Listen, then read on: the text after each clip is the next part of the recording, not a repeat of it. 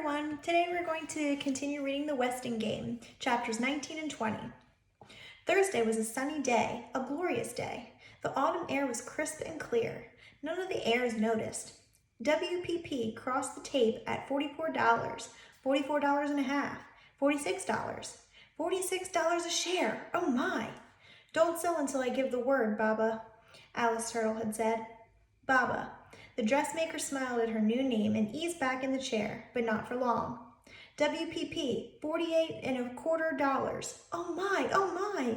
Flora Baumback bit her thumbnail to the quick. If only the child was here. The child was being examined by the school nurse, having been caught again with a radio plugged in her ear. Turtle blamed her misbehavior on a toothache. The only thing that soothes the horrendous pain is listening to music. You should see a dentist, the nurse said. I have an appointment next week. Turtle lied. Can I go home now? The pain is truly unbearable. No. The nurse packed the tooth with foul-tasting cotton and sent her back to class. So every half hour, Turtle had to ask permission to go to the laboratory in order to keep up with the latest stock market reports. Bladder infection, she explained. Crow polished Mrs. Wexler's silver teapot with a Westing disposable diaper for the third time. 2 more days, the day after next. It was too painful. Going back to that house, but Otis said she must, to collect her due. It was her penance to go back, not her due. Blessed is he who expects nothing. Boom! Just a warning to keep doors locked, the delivery boy said, dumping a carton of Westing paper products on the kitchen floor. You know, Crow, old pal, I think I figured out who the bomber is. Crow stiffened as she stared at her distorted reflection in the shining silver. Who? That's right, Otis Amber said. James Shin Hu. He wanted to put the coffee shop out of business, right? Then he had to bomb his own restaurant so nobody would suspect him, right? And he catered the Wexler party. Nobody would notice if the caterer brought in an extra box along with the food, right? James Shin Hu was the bomber. Crow's hands trembled, her face blotched with hate. That beautiful, innocent angel reborn. Sandy said her face will be scarred for life. James Shin Hu, beware. Vengeance shall be mine. The judge rearranged her docket in order to have these last days free. Leave it to Sam Westing to interfere with her work. Sandy turned to his next entry. It's an interesting one. Crow. Birth Erica Crow. Age 57.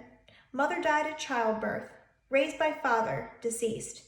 Education, 1 year of high school. Married at 16, divorced at 40. Ex-husband's name, Wendy Windklopple. Hospital records, problems related to chronic alcoholism. Police record, 3 arrests for vagrancy. Gave up drinking when she took up religion. Started the Good Salvation soup kitchen on Skid Row. Works as cleaning woman in Sunset Towers. Lives in maid's apartment on 4th floor. Westing connection? ? Yes, it is interesting, Judge Ford replied, but it hardly tells us what we want to know. You've got a customer. Jake Wexler pointed a spare rib at the black-clad figure standing at the restaurant door. Must be a bill collector, Hu said, frowning over his account book. Grace looked up, saw it was only the cleaning woman, and returned to the sports photographs she was sorting. A dozen or more superstars would be framed and hung on one wall of who's on first. Come on over and join us, Jake shouted. Limping to their table, Crow heard Mrs. Wexler click her tongue. Sinful woman, she'll go to hell with her pride and her covetousness. And take that foot butcher of a husband with her. And that one, the fat one, the glutton, the bomber, the mutilator of innocent children. Maybe she is a customer, Hu thought, recognizing the face clenched in righteous anger as that of a diner not being served fast enough. He rose and pulled out a chair for Crow. My wife will be serving a Chinese tea lunch shortly. Madame Hu placed a variety of dumplings on the table, giggled at Jake, and ran back to the kitchen. That tittering Madame Hu was a beautiful woman, and quite young. Grace, casting a suspicious eye on her husband, was suddenly seized by a surge of gnawing jealousy. Maybe it was just the fried dumpling. Madame Hu returned to pour the tea. Jake patted her hand. Good, Grace noticed. She's clutching her stomach. About time she felt jealous. The podiatrist turned his smile to Crow. Nothing wrong with your appetite, I'm happy to see. Nothing is wrong with my mouth, the cleaning woman replied, looking down at her plate. It's my feet that hurt. That corn you cut out didn't heal yet. I got a callus on the sole of my left foot, and my ingrown toenail is growing in again. Grace clasped a hand over her mouth and ran out of the restaurant. Mr. Hu headed for the kitchen. Your trouble comes from years of wearing the wrong kind of shoes, Jake lectured. Crow wasn't listening. James Shin Hu, the bomber, was coming back. He had something in his hand. Here, Crow, try these. I invented them myself. Paper innersoles. They'll make you feel like you're floating on air. It's tough standing on your feet all day. Here, take them. Crow examined the 2 pads of spongy folded paper. How much? Nothing. Compliments of the house. Still suspicious, Crow slipped the innersoles into her shoes and tried walking. What a blessed relief. Otis Amber was wrong. James Shin Hu was a charitable man. He couldn't be the bomber. Crow floated out of the restaurant without paying for her lunch. Oh no, not another victim, Seidel Pulaski cried, stuffing her notes under the mattress. The nurse wheeled Chris next to Angela's bed and explained that the boy was being tested for a new medication. Are you all right? She asked, bending over the squirming patient. Chris was trying to remove a blank, sealed envelope from his bathrobe pocket. He knew his brother had a crush on Angela. He figured Theo must have sneaked upstairs in the wrong bathrobe to slip this letter under Angela's door.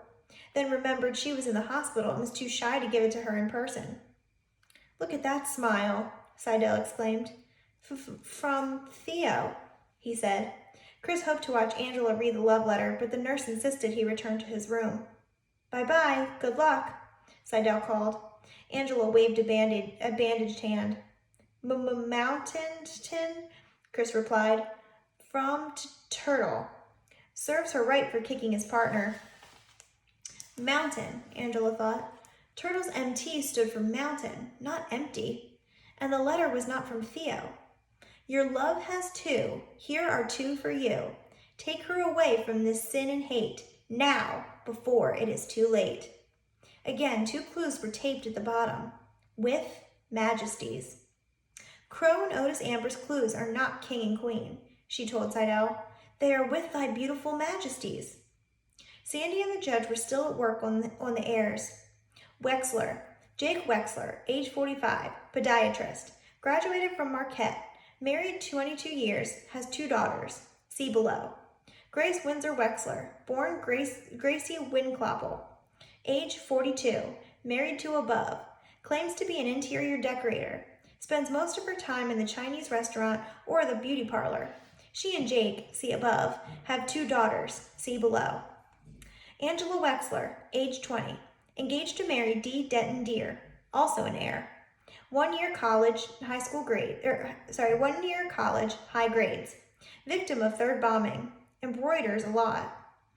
Turtle Wexler, real name, Tabitha Ruth Wexler. Age 13, junior high school student, plays the stock market. Smart kid, but kicks people. Flora Baumbeck calls her Alice. Westing connection, Grace Windsor Wexler claims that Sam Westing is her real uncle.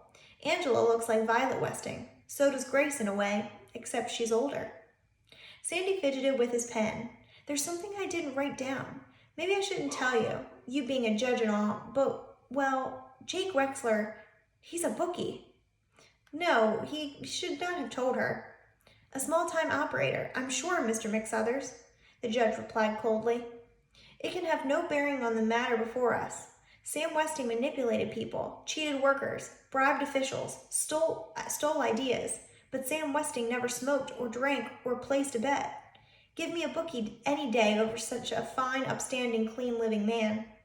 The doorman's face reddened. He pulled the dented flask from his hip pocket and downed several swigs. She had been too harsh. Would you like me to fix you a drink, Mr. McSuthers? No thanks, Judge. I prefer my good old Scotch. Windclopple. The judge's outburst was so unexpected, Sandy had a hard time keeping down the last swig. Grace Wexler's maiden name is not Windsor. It's Windclopple. The judge exclaimed, rifling through the pages of Sandy's notebook. Here it is. Birth, Erica Crow. Ex-husband's name, Windy Windclopple. Sandy stopped coughing, started laughing. Grace Windsor Wexler is related to somebody, all right. She's related to the cleaning woman. Think she knows, Judge? I doubt it. Besides, we cannot be certain of the relationship. I'd like to see the documents in Crow's folder again. I'm sure it's Windclopple, Judge. I checked all my spellings 3 times over. Judge Ford reread the private investigator's reports. Mr. McSuthers, it is Windclopple, but look carefully at the name of the woman in this interview. Birth Erica Crow? Sure, I knew her. She and her pa lived in the upstairs flat. We were best friends, almost like sisters, but she was the pretty one with her beautiful complexion and long gold red hair. She left school to marry a guy named Windclopple. Haven't seen or heard from her since. She's not in any trouble, is she? Transcript of a taped interview with Sybil Pulaski, November 12th. Pulaski, the doorman said. Not just Pulaski, the judge pointed out. Sybil Pulaski.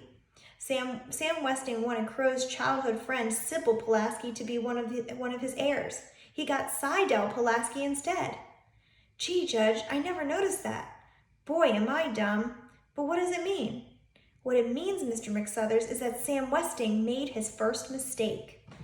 Chapter 20, Confessions. Friday came quickly to the Westing heirs. Too quickly. Time was running out. Turtle skipped school. She was in trouble enough, but she could build her own school and hire her own kind of teachers when she became a millionaire. In spite of having Turtle at her side, Flora Bomback still stared at the ever-changing, endless tape from the edge of the chair, chewed what remained of her fingernails, and uttered an "oh my" each time WPP went by. At 2 o'clock, Westing Paper Products sold at $52 a share, its highest price in 15 years. Now, Baba, sell! Doug Hu had a legitimate excuse from classes. Tomorrow was the big track meet. He jogged, he sprinted, he ran at full speed. Not on the track, but on the trail of Otis Amber. Back and forth from the shopping center to Sunset Towers, again and again and again. And hey, this is a new direction. Otis Amber parked his delivery bike in front of a rooming house and went inside. Doug waited, hidden in a doorway across the street, and waited. People came and went, but no Otis Amber. Doug jogged up and down the block for 2 hours. Still no sign of Otis Amber. Doug was cold and hungry, but at least his feet didn't hurt anymore. Last night when he asked Doc Wexler about the blisters, the podiatrist told him to see his father. His father, of all people. But those paper intersoles really worked. At 5 o'clock, Otis Amber skipped out of the rooming house, hopped on his bicycle, and returned to Sunset Towers empty-handed. Doug's assignment was over. Well, almost over. Where was Theo? Theo was being patched up in the hospital emergency room after a slight miscalculation in his solution experiment. Fortunately, no one else was around when the lab blew up. You like playing with explosives, kid? The bomb squad detective asked. Accidents in high school chemistry were not unusual, but this student lived in Sunset Towers. I was experimenting on chemical fertilizers, Theo replied, wincing as the doctor probed his shoulder for a glass shard. The first bomb went off in your folks' coffee shop, right? Your mother and father work you pretty hard, don't they? They work harder than I do. Why all the questions? Your captain said the Sunset Towers explosions were just fireworks. Sure, they were, but bombers have a funny habit of going in for bigger and bigger bangs, until they get caught. Theo had an alibi. He was nowhere near the Wexler apartment the day the third bomb went off. The detective grunted a warning about careless chemistry, but Theo had already learned his lesson. Ouch! At last, the coffee shop owner himself delivered the up order. The judge came right to the point. Mr. Theodorakis, tell me your relationship with Violet Westing. I have a reason to believe a life is in danger, or I would not ask. It was a question he had expected. I grew up in Westingtown, where my father was a factory foreman. Violet Westing and I were what you'd call childhood sweethearts. We planned to get married someday when I could afford it, but her mother broke us up. She wanted Violet to marry somebody important. The judge had to interrupt. Her mother? Are you saying it was Mrs. Westing who arranged the marriage, not Sam Westing? George Theodorakis nodded. That's right. Sam Westing tried to involve Violet in his business. I guess he hoped she'd take over the paper company one day, but she had her heart set on being a teacher. Besides, Violet didn't have much of a business sense. After that, her father never paid her much attention. Go on. The judge held the witness in her stare.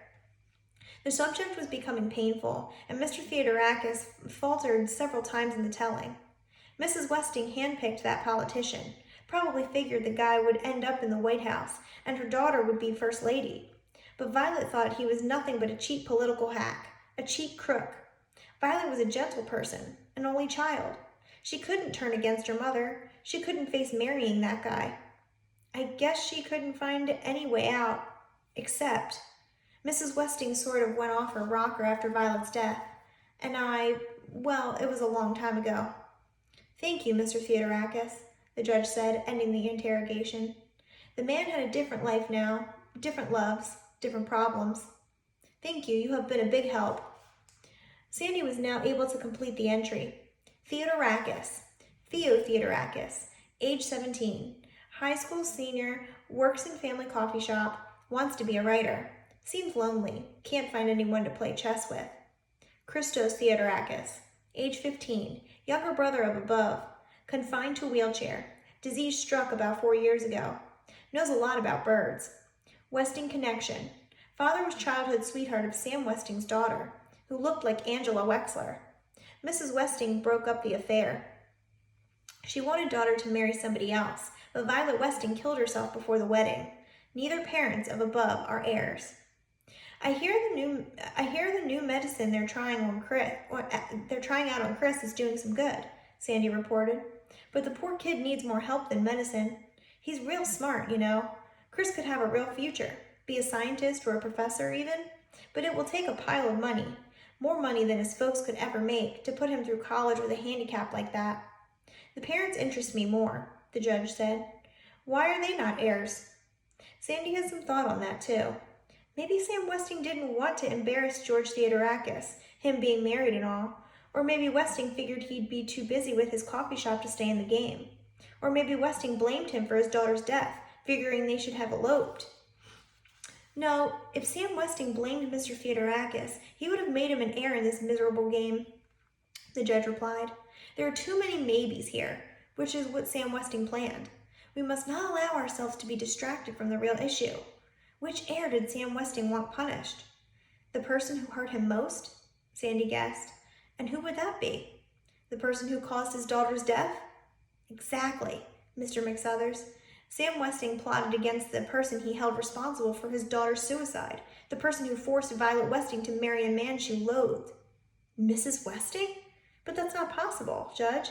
Mrs. Westing is not one of the heirs. I think she is, Mr. McSuthers. The former wife of Sam Westing must be one of the heirs. Mrs. Westing is the answer, and whoever she is the one we have to protect. And that ends chapter 20. Stay tuned for more.